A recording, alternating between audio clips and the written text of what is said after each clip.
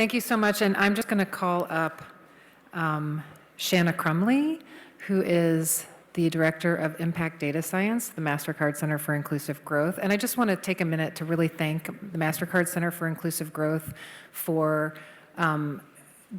supporting this work and for really listening and working with us when we said, how will this look in St. Louis to do this kind of work, and really focusing on the social sector. And we really appreciate all of the support and approaches. And I just want you to be able to hear a little bit more about what they do. So please welcome Shanna Crumley.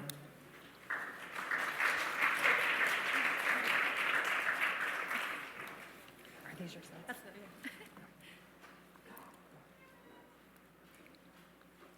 Please welcome Shanna Crumley and her slides.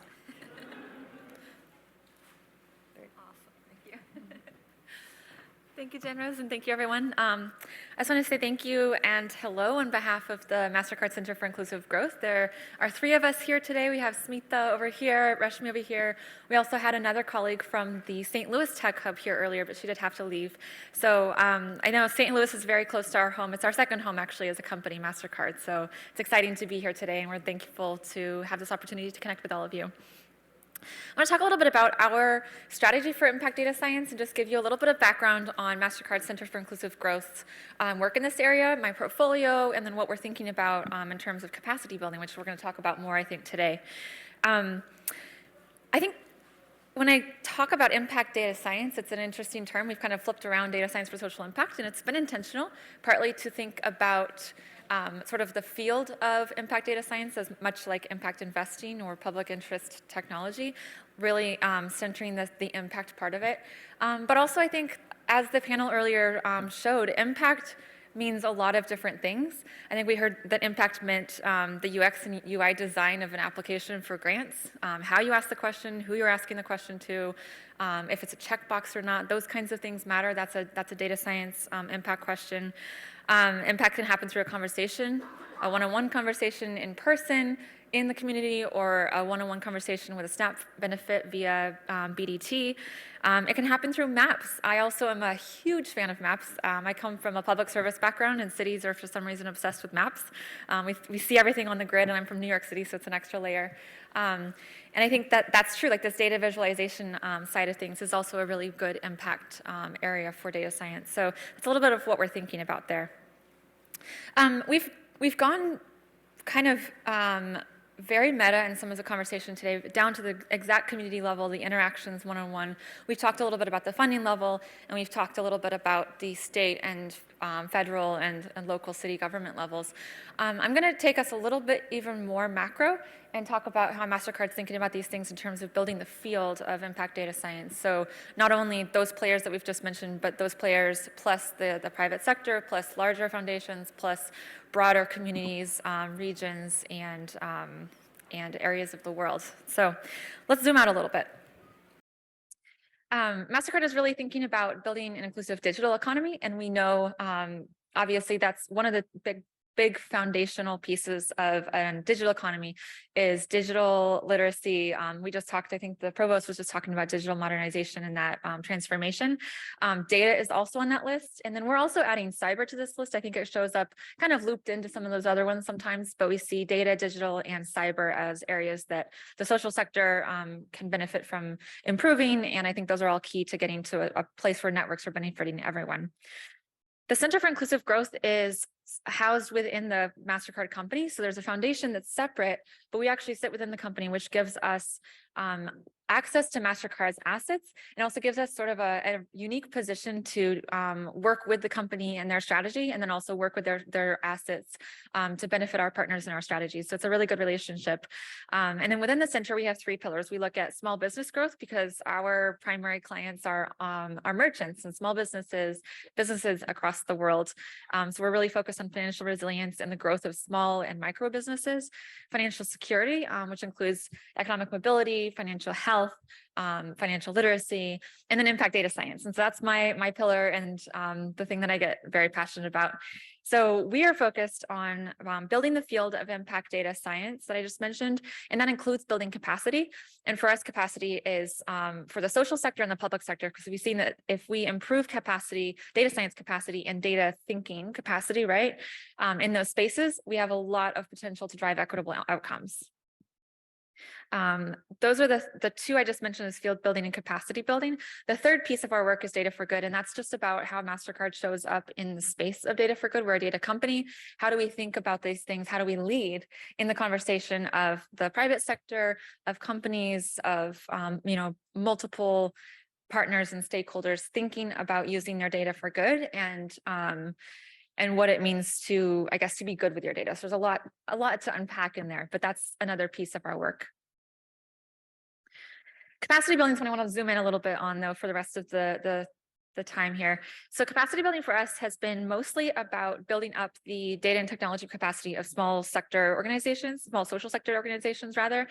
We've also kind of expanded into the public sector, though, because we have a lot of partners with cities in particular that have kind of come and asked similar questions, where there's ultimately a need to invest in more skills and tools and knowledge for organizations and their leaders. So data-driven thinking and decision-making, the tools to do so, the ability and funds, obviously, to hire data science folks into your organization.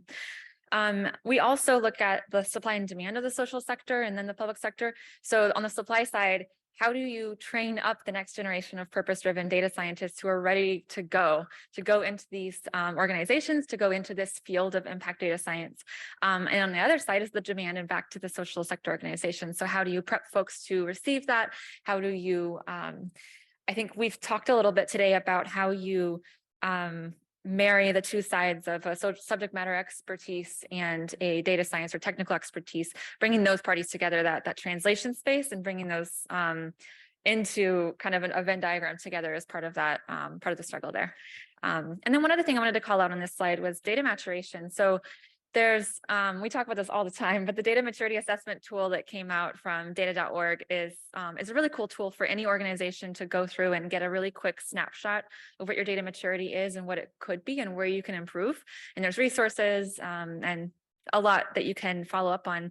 But we thought that this was a useful thing for us as a funder to put our own grantees through. So we're going to do a sprint where we're taking all of our grantees through it, regardless of whether they're a data science grant or not, and trying to get a kind of baseline check across our portfolio. How are people thinking about these things? Where do they exhibit areas for improvement and strength?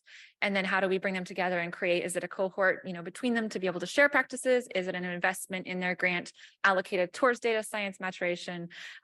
Is it some of the tools and capacity building and conversations we talked about? So that's what we think about for capacity building.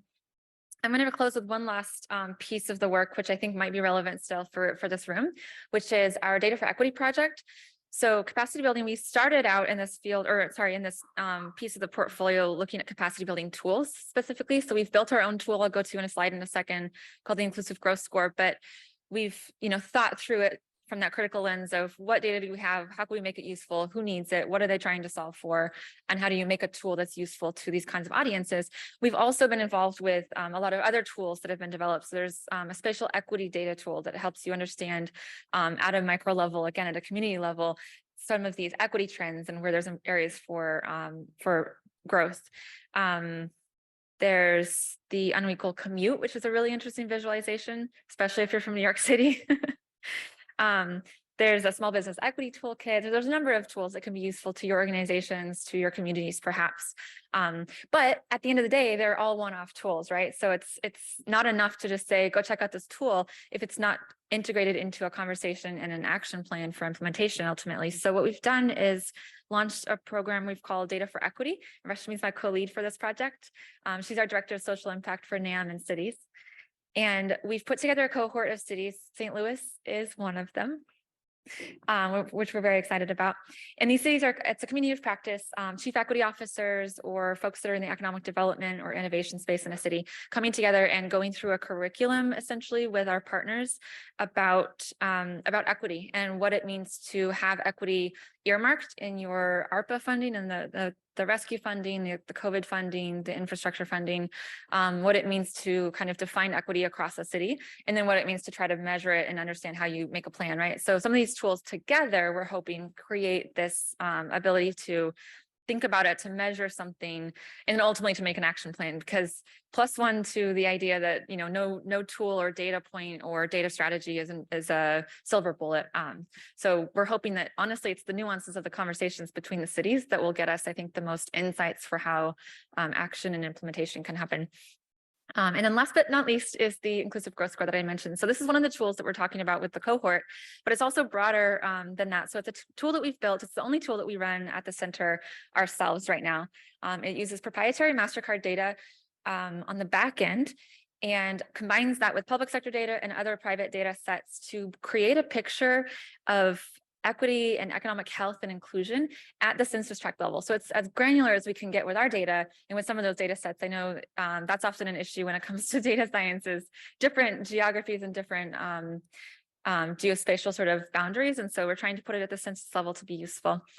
And this is something that puts together 18 metrics, some that are focused on people, so the demographics, the understanding of the population, the economy, some statistics around spending and understanding, you know, not just economic transactions and things happening at the level, but understanding kind of the past trends and the growth, and then also some around the place itself, which is good. So there's a few different pieces, metrics that all together come out to a score that can be useful. So I think at the end of the day, this is a tool that's been tremendously useful so far to help. You know, there's a really cool example out of Erie, Pennsylvania, where it was it helped build the case for ultimately a grocery store to be put in. So to the food desert, I think, conversation earlier with the data, it was an additional sort of data point. Obviously, like the people working on this issue knew that already. It's usually the case that you actually, you know your community, but it's giving the data point and the data story and perhaps the scale of data. So at this point, or in this case, the amount of data and the granularity and time series of that data was what was useful to make that story really impactful and ultimately lead to a grocery store. So I think that's a cool example of one way that this can be used.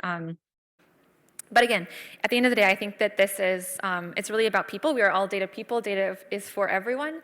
And so all of the tools that I've just mentioned and all of these initiatives, it comes down to the people. So the people on the government side, we work with partners, the people at the community level, so either individuals in your communities or with community organizations, foundations, partners. I think it also, of course, involves the private sector from a funding perspective, from a partnership perspective, from an ability to bring talent and, you know, resources, I suppose, to the conversation. And then last but not least, I think it's kind of a four-legged table is the academic community. So I firmly believe that the secret sauce is when these four communities come together. And we're seeing that in St. Louis, we're seeing that in these cities across this cohort, that when the people who are thinking about the issues, when the people who are living the issues, the people who have data or something to do about the issues, and then the funding or the capacity or the teamwork, right, to get it together, that's where the impact data science happens. So we're really excited to partner with you and look forward to chatting. Yeah.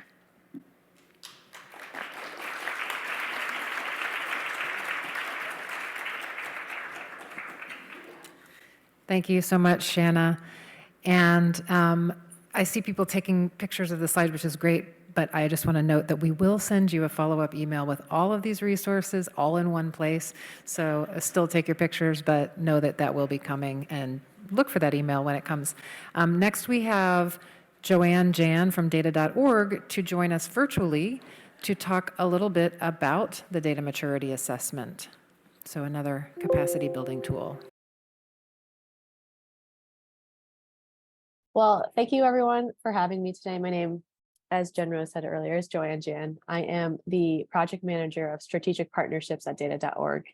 And data.org is a platform for partnerships to build the field of data for social impact. And today I'm going to go into a little bit about the data maturity assessment, which Shannon just mentioned in her presentation. So how you can use a data maturity assessment, what it is, and how it was built.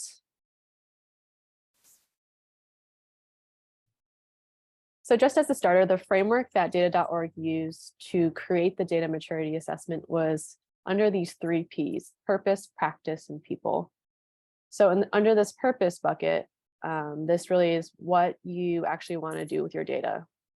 We know that it's no use creating a new database for storing data if you haven't already established the ways you'll use that data. We know that the uses of data are numerous, ranging from reporting outputs to funders, to feeding data-driven algorithms to speed up your work, to persuading people to join your mission.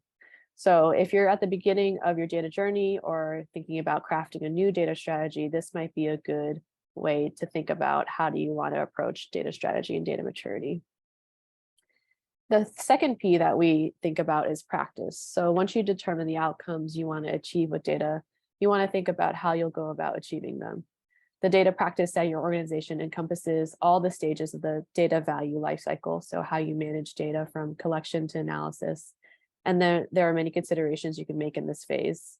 If you have any questions, feel free to check out data.org's resource library that has a lot of different guides in terms of data strategy, as well as the different stages of data use in that data use pipeline. And third, in our data maturity framework, we think about people. You can't do anything without the people. They make your work come to life. So you'll want to consider 3 types of personnel factors: technical skills, workflow changes, and cultural changes. Technical skills are the most straightforward. You'll need people who know how to collect and use data to execute on your strategy. And you might have to train or hire new staff to execute your data strategy. Workflow changes take into consideration the changes your staff will have to make in order for your data strategy to succeed, even if they're not the tech people or the data people. For example, you might want to analyze the operations of an online tutoring program. In order to do this, you might need your tutors to log in how much time they spend with each student. So this would be an example of a workflow change.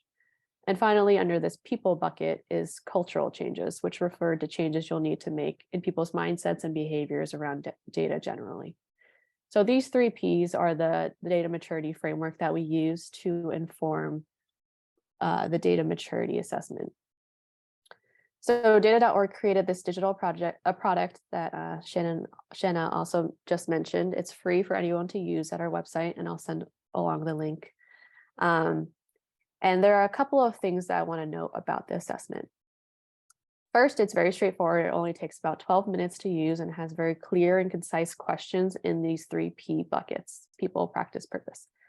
In addition, it has useful, usable results at the end. So immediately after you submit your assessment, you get your results right away, and it matches you to resources from our resource library, depending on how you answer these questions. It also has a infographic that you can share with others in your organizations or other stakeholders in your network in order to communicate a little bit about your data journey. And finally, it's holistic. So the results page provides a snapshot summary of where an organization is on its data journey and invites you to dig deeper into the analysis and available resources in our resource library. So the hope of the DMA is that it will serve as a communication tool within your organizations to share progress, align on areas of opportunity, and chart a path forward in your data journey. This is an example of what a results page could look like. You'll see that it has an overall score as well as individual scores for purpose, practice, and people. And our hope is that you use this to really dig in deep to figure out what your priority should be in the next stop in your data maturity journey. This is an example of the resources you might be paired with based on your responses, and they'll all be curated based on how you're responding. And you're able to access even more resources if you want to dig deeper into them. And so we include a variety of resources in our library, but we do remain agnostic in terms of what software and methodologies we recommend. And finally, to put the DMA in practice, I want to share a case study. So an organization called Fundación Capital is an organization based in South America, and it works to improve the economic and financial lives of people living in social vulnerability around the world. What they did is they created a data strategy describing how they collect, store, secure, analyze, share, manage, and leverage data. And in putting that strategy to action, several of their employees took the DMA and used the results as a baseline. What they found is that most scores fell between the range of 4 and 6, which suggests they're generally aligned in terms of where they think their data maturity is in their organization. Next, they use the results to identify what their prioritization is, and they chose data security. They created a working group and they intend to retake the assessment after about 6 months of work. So this one example can show you how you can use the data maturity in your organization across multiple teams to figure out what you should be doing next in terms of your data journey and how you can move that forward. So I appreciate everyone's time today. Again, the link for the data maturity assessment should be in the chat, and we'll send that along and follow-up materials as well. Feel free to reach out if you have any questions about the DMA. My email is joanne@data.org. And we also have a newsletter if you want to stay in touch with data.org. It was great to see everyone, and hopefully you find the DMA helpful in your data maturity journeys as well. Thank you so much, Joanne, and really appreciate it. Sorry about the video challenges. I think we've got those worked out for our next speaker who's going to share. So Amy Hahn Nelson, if you are in the call and want to try to share. There we go. So I'm Amy Hahn Nelson. I am a part of AISP, Actionable Intelligence for Social Policy. We are a very small initiative out of the University of Pennsylvania. We're based in the School of Social Policy and Practice. So we are very focused on social sector data and social good, of course. The way we summarize our work is we help state and local governments collaborate and responsibly use data to improve lives. So that means we are singularly focused on ethical use of data. What that looks like is we do a lot around governance, data governance, a lot around legal frameworks. And then because we are focused on the United States, we do a lot around racial equity, as you cannot center ethical use without a focus on that in our racialized context. So I'm here just to kind of introduce kind of our work as a whole, and then also to share some resources with you. A lot of our work is to convene a national network of sites across the US who routinely integrate and share data. And then what we do is we work alongside those sites to document kind of good practices. We try not to say best practices, to document positive practices, and then also just to move the field forward. So I'm going to throw in the chat, and I'm hoping someone can share that more widely. Some of our resources that I pulled out that I thought would be most helpful. We kind of obsess about this idea of data integration as social policy researchers. We are most interested in routine integration of data at the person level. So we have lots of thoughts about what that looks like and how you can do that well with strong data governance and strong legal frameworks. So I've dropped in the chat, we have our Introduction to Data Sharing and Integration tool. We have a toolkit for centering racial equity throughout data integration. And then we have our newest report, which is around legal frameworks. If any of you are trying to get data flowing, we have a legal framework in which to do that. Also dropped in there our monthly newsletter, if this is of interest to you, and encourage you to sign up for that. And then the last thing I dropped in there is around what we call our equity and practice learning community. For those of you who have been able to see the toolkit for centering racial equity, what we did is we took that toolkit, and then we are now engaging with sites across the United States where we try to operationalize that toolkit to the work. And we do that with a lot of humility, because it is very hard to do data integration work and racial equity work well. And we recognize that we really don't have best practices in our field yet. So we are working to kind of co-create those with sites doing the work, and are learning a lot and trying to document as we go. So we do have a new cohort that is opening up, and that RFA will go out in January. So if that is of interest, check out what it is, and then make a calendar reminder to come back and visit us in January. So I think that's it for me. Turn it back over to Jen Rose.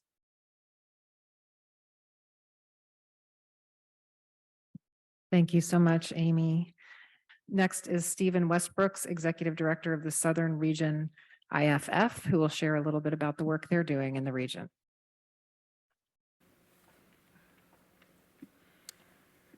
Good afternoon, everyone. Thank you for having me today. As was mentioned, my name is Stephen Westbrooks, and I'm the Executive Director for IFF Southern Region. For those that don't know, IFF is a 34-year-old nonprofit CDFI, or Community Development Financial Institution, based out of Chicago, Illinois. I oversee all of our work in St. Louis and our Kansas City offices. IFF specializes in supporting other nonprofits to develop high-quality real estate to support the delivery of their programs and services. And we do this through lending, commercial real estate consulting, our own development, and by leveraging data from our Community Data Insights team. So I was asked to come and share an innovation in capacity building for the social sector today, which I'll do in just a moment. But first would like to note that all of IFF's work is immersed in innovation. So the entire CDFI industry is an innovation designed and developed as a market-based way to drive capital into disinvested communities that have historically been segregated from the traditional banking system. So at IFF, we do this with the innovation of non-appraisal-based lending specifically to nonprofits. We actually, I think, may be the only non-appraisal-based lender in the country at our scale. Traditional lenders typically lend at 75% loan-to-value, which significantly limits access to capital in communities where the real estate doesn't appraise that well. And so IFF simply removed that barrier. Other innovations at IFF include long-term lending. So we'll lend money into disinvested communities and don't expect to get repaid for 15 years. Traditional commercial lenders typically lend for a term of about 5 years, and so flexible long-term capital is an innovation that has allowed IFF to lend over $1 billion into disinvested communities across the Midwest over our 34-year history. And by the way, IFF has never lost a single dollar of investor capital with this innovative lending system. Thank you. That's wonderful. So a few years ago, IFF created its Programs and Initiatives platform to complement our lending and the other work that we do that has enabled IFF to begin delivering innovative programs to support capacity building throughout the Midwest.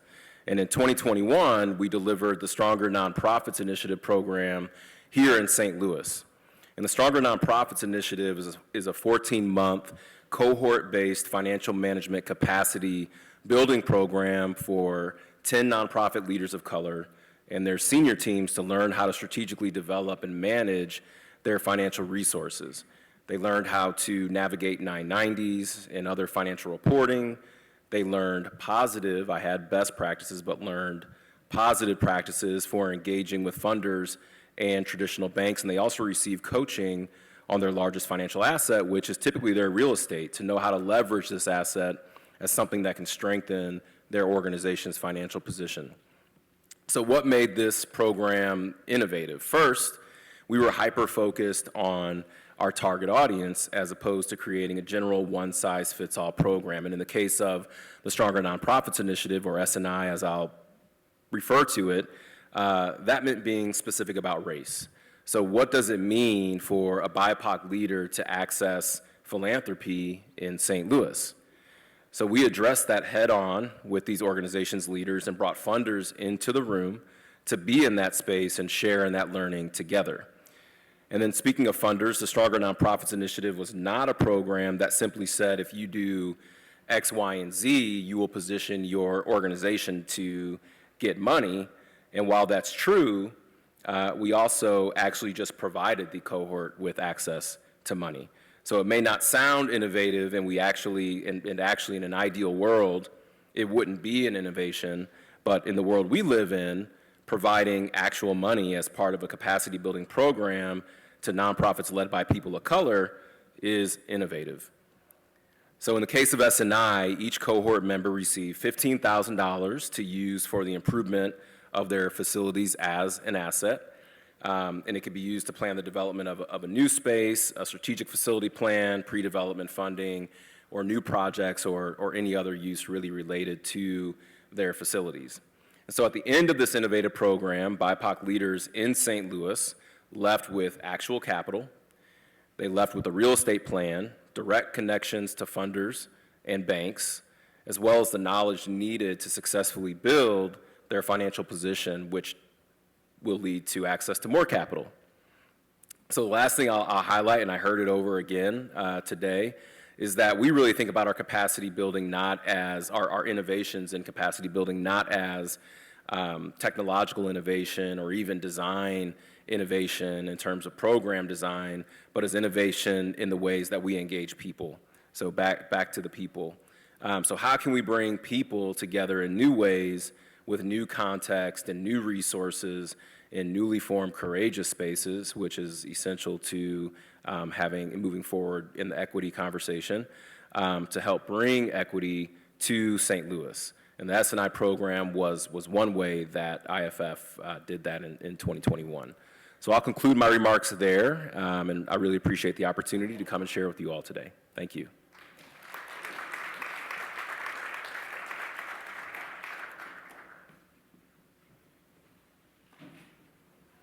Thank you so much. And next we have Diego Mendez Carbajo with the St. Louis Federal Reserve Bank, who will talk about some data literacy tools that he's been working on there.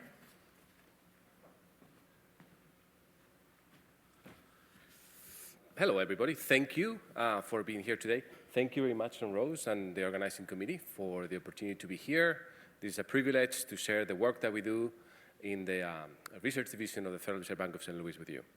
So I just want to share with you in a very expedited way a new program that we're launching to build capacity about users of data, and those are you.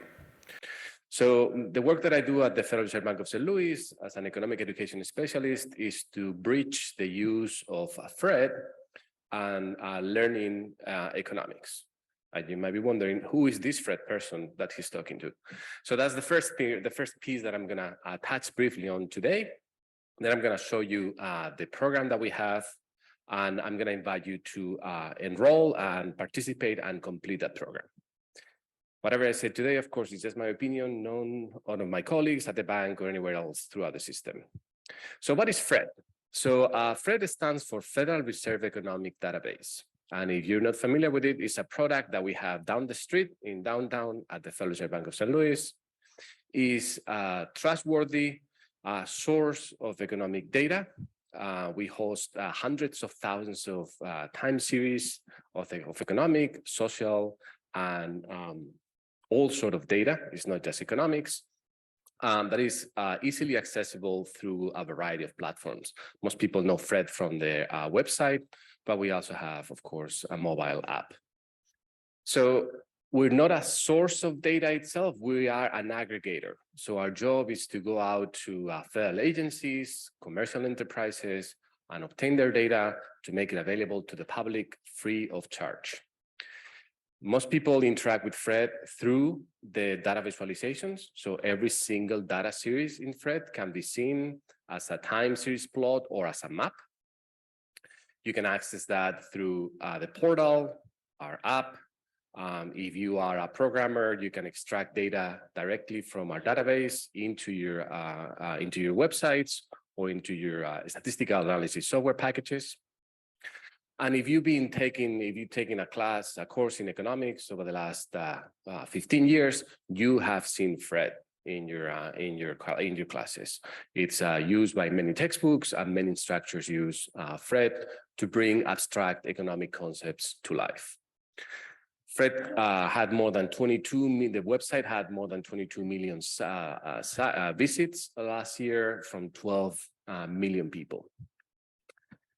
So we want to make sure that we have this very powerful tool, very accessible tool in the hands of the public, but we want to build capacity among the users of data to make sure that they understand that they have the correct data and that they're making the best possible use of it.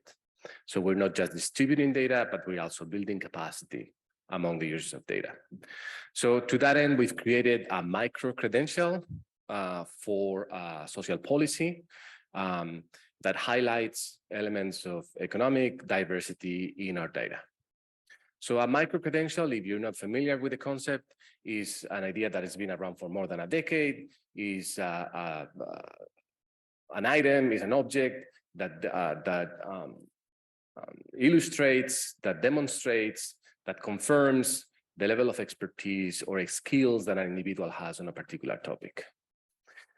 We have created a micro-credential program in partnership or using this platform called Credly that will allow you to display your micro-credential on data literacy to your social networks, email it to your current or prospective employers, or share it with anybody else that you like to.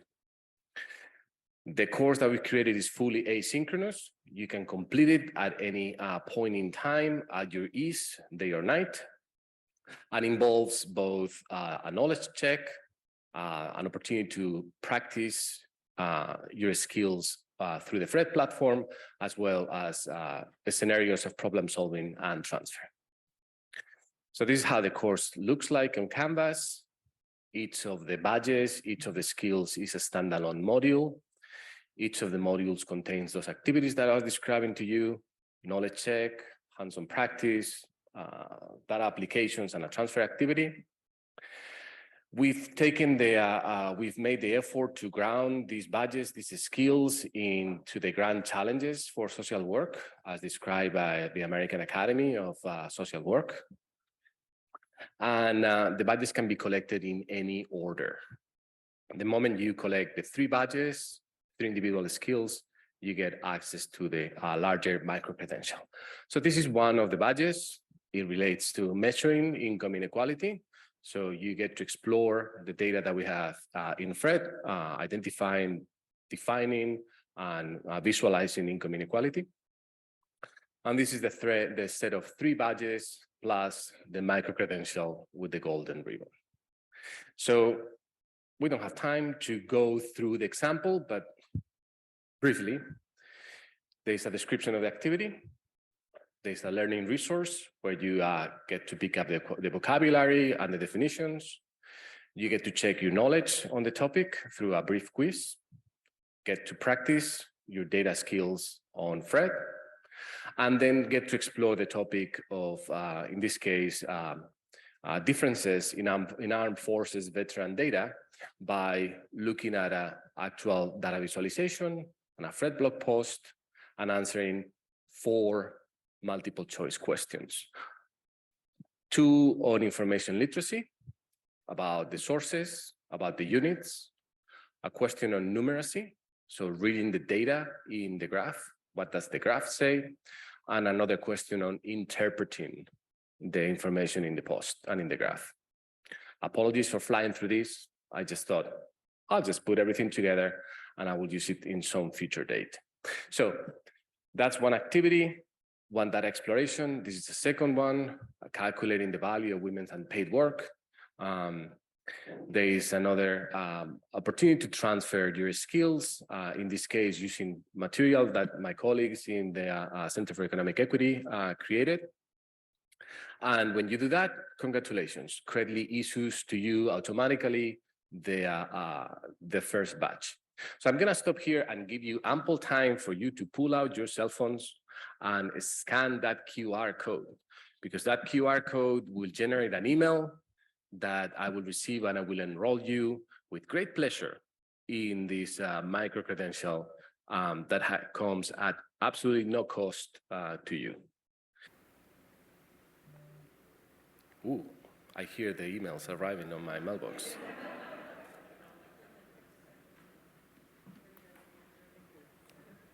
Oh yeah. Thank you, Jen Rose. Thank you so much.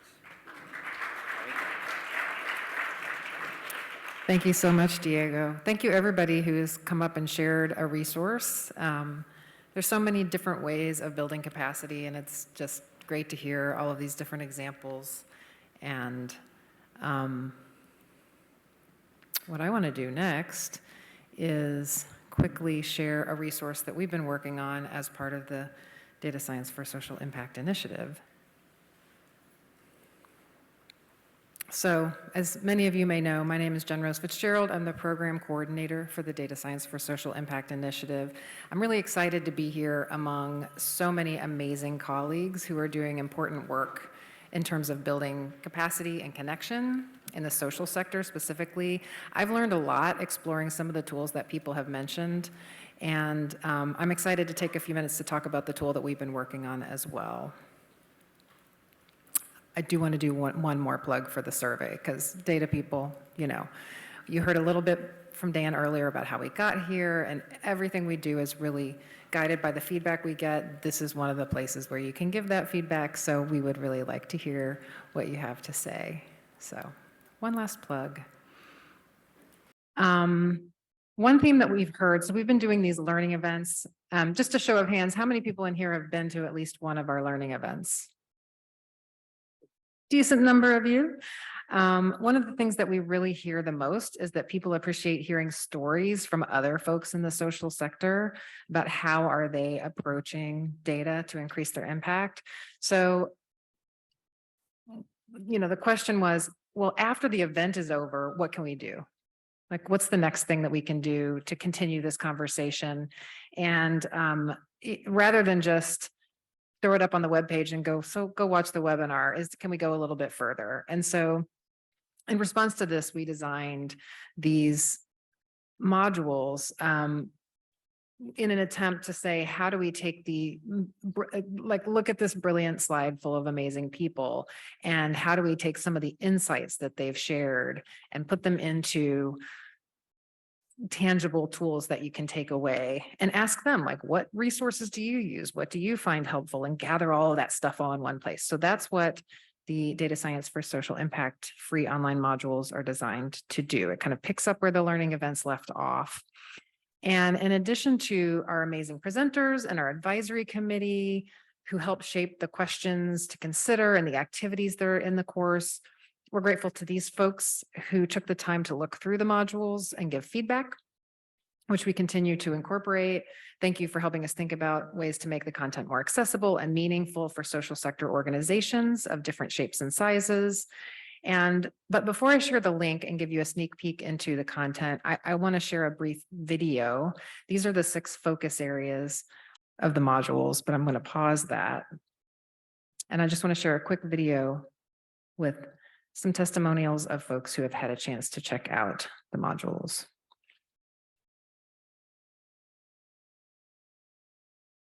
My name is Sarah Mohammed, and I am the Associate Director of Engagement and Equity for the St. Louis Regional Data Alliance, one of the key collaborators of the DSSI initiative. As someone who's worked in public health, I know the importance of working collaboratively with data and doing so in a way that centers equity. Data can be a great resource for agencies to improve services and service delivery, as well as to track trends within a city or a region. It's also important that those who are represented in the data have a say and a seat at the table when it comes to deciding what data is shared, how, and with whom. Data is a key component of the stories we tell about health, and that includes qualitative as well as quantitative data. This raises important questions like, what stories are being told? How are those stories being told? And who gets to tell them? So, my base of orientation is public health, but these same principles apply if you work in education, housing, or any number of fields. So for me, these are some of the reasons why it matters how we approach data in the social sector. And this is why I'm excited to be a part of this initiative. Hi there, my name is Adam Peterson, and I am thrilled to be a part of the Social Policy Institute as a community member using their data science for social impact curriculum to create change in our organization. In various ways, every day we leverage some of the insights that the DSSI curriculum shares. The focus areas, which include assess, cultivate, advance, collaborate, build, and engage, are all essential areas for organizations like ours, especially as we work to improve our own internal and external strategy for data-driven decision-making. Whether your organization is a small startup with a team of 2 or 3, or a large organization with hundreds of employees spread out across the region, The insights gained from the DSSI curriculum can be used to improve your data culture, business practices, strategic planning, and your methods for engaging the community. The DSSI curriculum is beneficial for gaining insights into how you approach your services and how you want to give legs to your mission. Hello, I'm Amy Hahn Nelson. I'm Director of Training and Technical Assistance for AISP, Actionable Intelligence for Social Policy. We are a small initiative of the University of Pennsylvania that helps state and local governments collaborate and responsibly use data to improve lives. So when I first learned about the DSSI initiative and their work on some interactive online modules on these topics, I was thrilled to hear that there were people focused on this work with the skills and insights needed to create good content. I've had the opportunity to be a reviewer of the data science for social impact modules, and I see them as a tremendous resource for our field. If you are looking to build capacity and understanding around issues of data access, data use, and how to ensure that data is used for social good rather than harm, then this content will be of interest. Personally, I am just so excited about them being out in the world so I can bounce them around to many folks who will benefit from this work, both in government agencies at the local and state level, as well as nonprofits and community-based organizations. So go forth, watch some modules, use data better so we can work to create a just world where data is used to improve programs, policies, and lives. So that's just an example of some of the folks who have had a chance to play around with the modules, but where were we? So as Adam Pearson mentioned, this course is broken up into these 6 focus areas, which are focus areas that were developed through a series of conversations with our advisory committee, a series of public roundtables, really asking folks who are in the social sector, folks like the people who were in our learning events presenting, like what is really needed to start thinking about data and thinking about data from an equity perspective and really centering community. Just as an example of some of the kinds of things that you'll find in there, the toolkit for centering racial equity and data integration, the AISP toolkit that Amy mentioned a few minutes ago. One of our presenters is Bridget Blount from Baltimore's Promise, and she talks in there about these questions of like, how do you build relationships and trust with community partners, things that we talked about earlier. How does your organization share power and co-design with people who are represented in your data? These are things that a lot of people are interested in, and nobody's got all the answers to them, but really, how do we grapple with those kinds of things? So those are the kind of, this is not a course that's about like how to code or use R, or it's not a data course like that. It's about like, how do you really think about data from an equity and community-centered perspective in the social sector, and who are some folks that have a lot of experience doing that. And so what you'll find in these modules is you'll find clips from these events, little short clips, and then questions to consider that we developed along with these presenters, along with our advisory committee. And so those of you who was here for Data and Donuts this morning? A lot of you. So those of you who are here and in the back of your name tags, you'll see some of these prompts. You'll notice that they are the same as the prompt. These come from the curriculum. These are the kind of questions that we're thinking about. Or to give one last example, the data maturity assessment. In that same module, you'll get a chance to try it out, but you'll also hear from a local organization, Operation Food Search, who tried both of these tools out and said, hey, here's how this is helping us. This is how this is really making us think differently. So that's just a snapshot of some of the kinds of things that you'll find in there. And if you've already dropped that link in the chat of how to sign up, you can sign up, and if you are in the room, you can sign up when you get the link from us after this event. So thank you so much for being here. And the next thing that we have going, we have an amazing panel this afternoon, 2 amazing panels this afternoon. But we have right now a quick networking break, and it's gotten shorter because we're a little late on time. But if you want to refresh a beverage or stretch your legs for a moment, we'll meet back here in just a few minutes and start this panel with the regional response team. So we will be right back.